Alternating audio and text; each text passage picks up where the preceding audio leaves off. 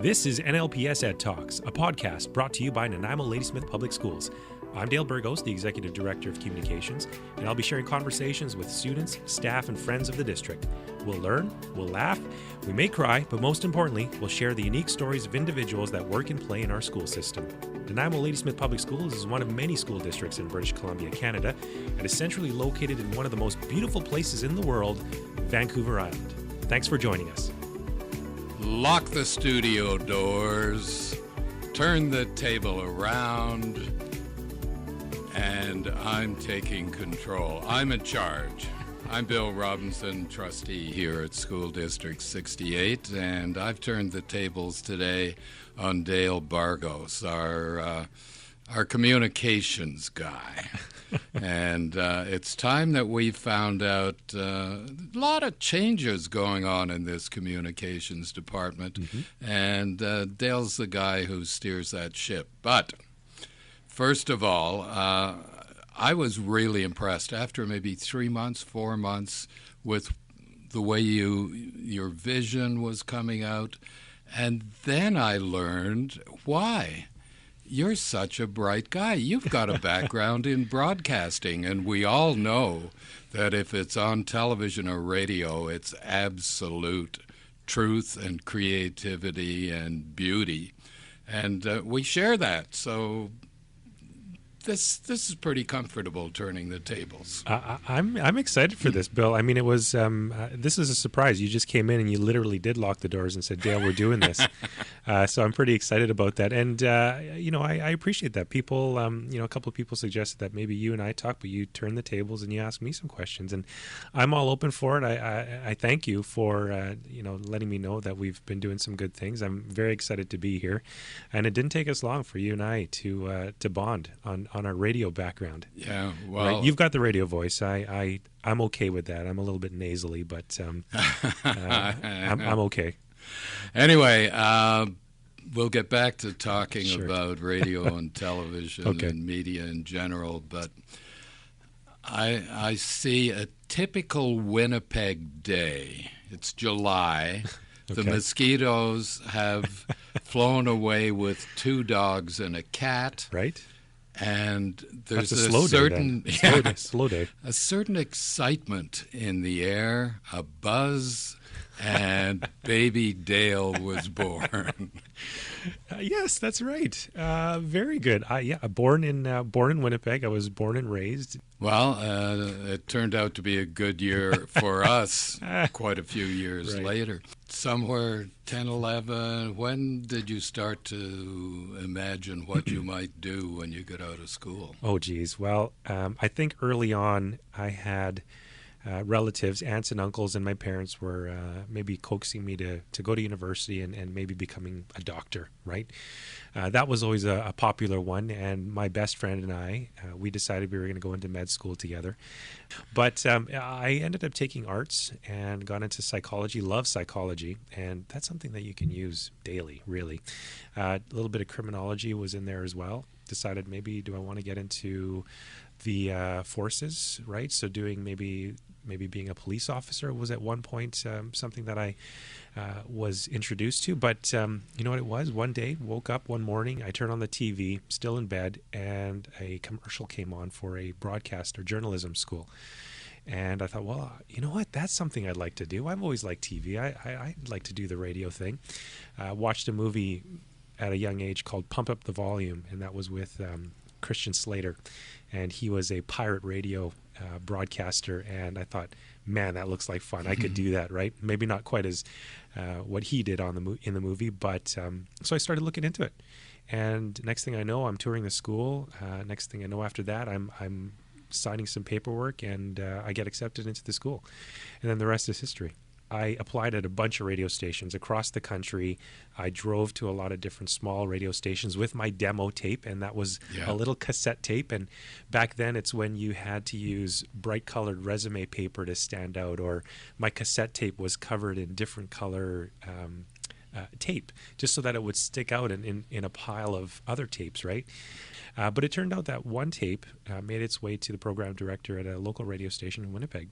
weekend midnight DJ position is what it was. Yeah, 12 to 8 in the morning, Saturday and Sunday. And I got to play whatever I wanted.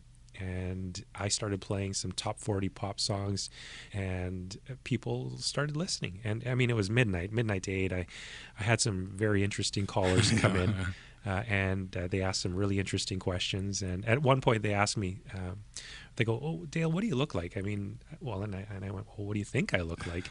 And if you don't know me, I'm about 5'9" and brown eyes and dark hair, but people go, "Well, I think you're about 6'5", blonde hair, blue eyes." I'm like, "Yep, that's me. That's me. That's the guy." Yeah, and so that was my first radio gig, and I had a blast. I did that for 2 years, but I felt like I wanted to try a little bit of TV. A Channel was out here in BC, I believe it was, but they were starting up in Winnipeg, and I started producing the morning show, The Big Breakfast. Or rather, I was an assistant producer on that show, and then eventually took over the producer and director position. But then you left. I did leave, yeah. I never thought that I would leave, but an opportunity came up, and it was for me to, well, I mean, we had somebody come on the show. I produced one of the shows where somebody from the Canadian Diabetes Association came on. And not long after they came on, I noticed a posting for a marketing communications position open up. And maybe you don't know this, but a lot of journalists or broadcasters make this, it's an easy transition for them to move into the communications and marketing role. It's all within the same role. And because I've worked with media, I had a great relationship with local media. They thought it would be a nice piece for me to work for the Canadian Diabetes Association, the Winnipeg branch or the Manitoba branch. And I went, well, I love TV. I love what I'm doing. But you know what? Let's try it, because I was noticing a shift in TV and print where this was at a time when radio stations were closing or people were getting let go. And I thought, you know what? This will give me an opportunity to work 9 to 5 on Monday to Friday instead of getting up at 4 in the morning and having to do the morning show. So I took it, and I worked there for, I think it was about a year, and then I noticed a posting for the Canadian Breast Cancer Foundation, went in for an interview for that, and within a few days they offered me the position. And what's great about nonprofit is I got to learn a bunch of stuff, and I got to learn what communications and marketing really was. And then after that, I got a job in the education sector. So I had an opportunity to go in there and just build it from scratch, and I was there for about 4 years, and I'm happy to say that trailblazed while I was there, started a lot of things that other school divisions weren't doing in Manitoba, and got noticed, and a position for the biggest school division in Manitoba opened up, and that was for the Winnipeg School Division. And then the mayor heard of you. What a great time. The person that hired me, chief of staff, former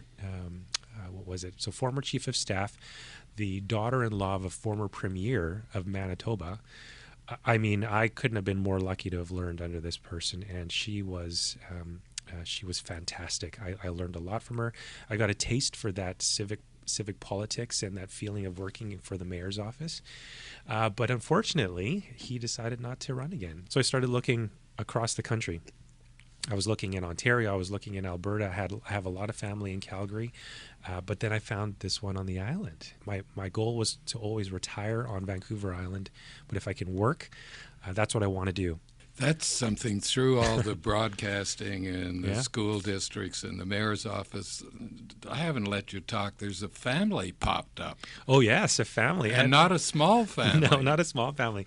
I've got a decent sized family. Of course, my wife Elizabeth, who works in the district as well, and she is a fascinating person. I love her, and she's so supportive. I mean, for me to go, I got a job, or not even just for her to say no. I mean, we're going to stay in Winnipeg. It's let's do it. She is my number one cheerleader, honestly. She has been the one that said, if you want to do it, do it.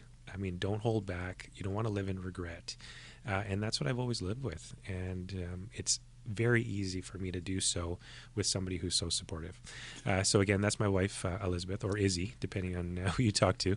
I call her Elizabeth. And then we have 5 kids, Bill. Okay, so you're here. Yeah.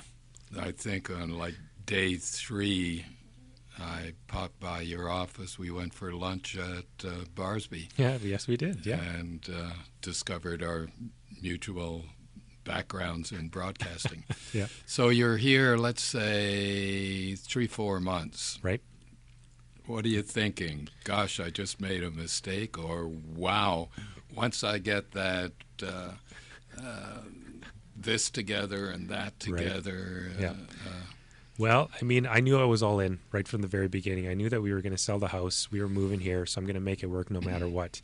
I'll tell you, I mean, you were on the board at the time and, met a lot of great people on that board, and we did some great things. So it didn't take me long. I mean, obviously, you and I hit it off. You're treating me for lunch at John Barsby. I'm meeting some great students and teachers over there. I'm going, this feels right. So over the years, I've been able to build this department. I believe you're referring to Shauna.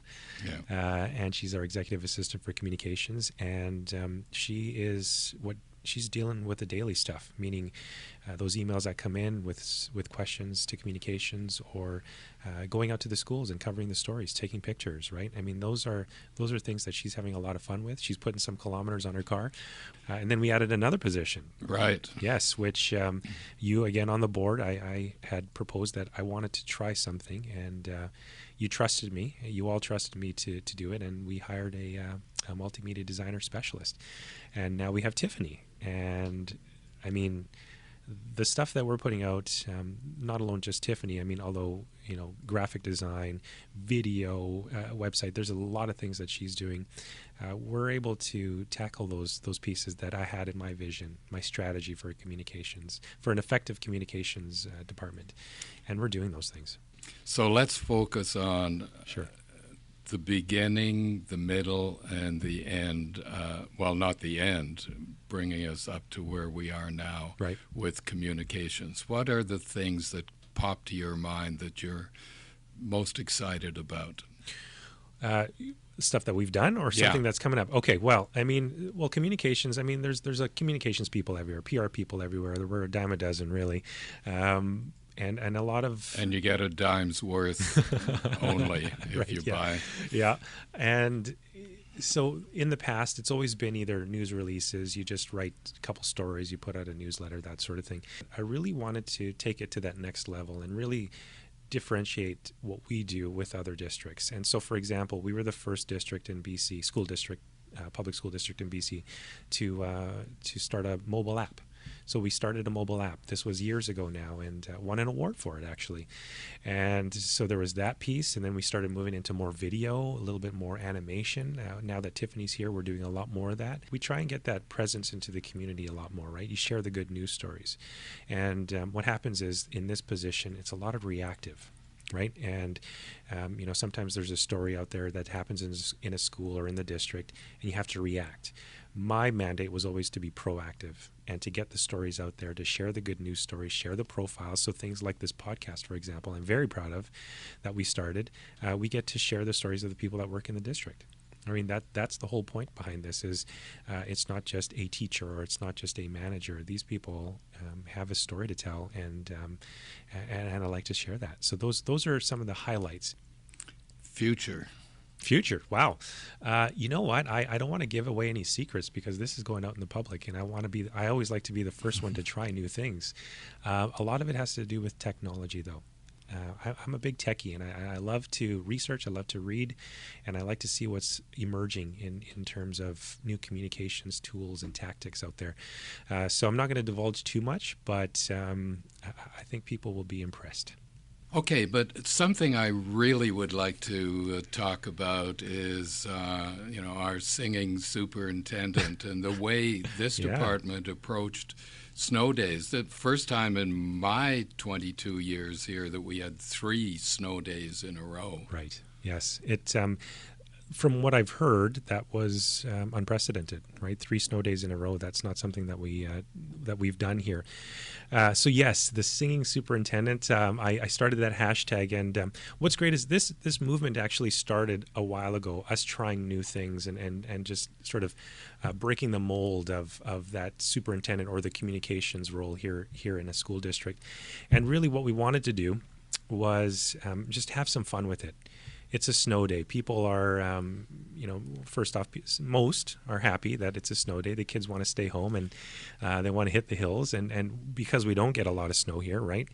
But we wanted to try something a little different. And so for the first day, I had some fun on social media. And I thought this was a perfect time to try something that I've always wanted to do. And I started using these GIFs, and what they are, those moving pictures, right? And ways to just have fun, right? Just announcing that it's a snow day. And that first one we showed Carlton from Fresh Prince. He was doing his dance, right? It's called the Carlton dance. The second day, Scott did a video. And we shared that video. And I'll tell you, I mean, that one went viral quick. Within a couple days, I think we were at about 50,000 views, 2 or 3 days or so. Plus 2 newscasts. Maybe just the 2. There might have been more that I don't know about, right? So we got onto radio stations, TV stations.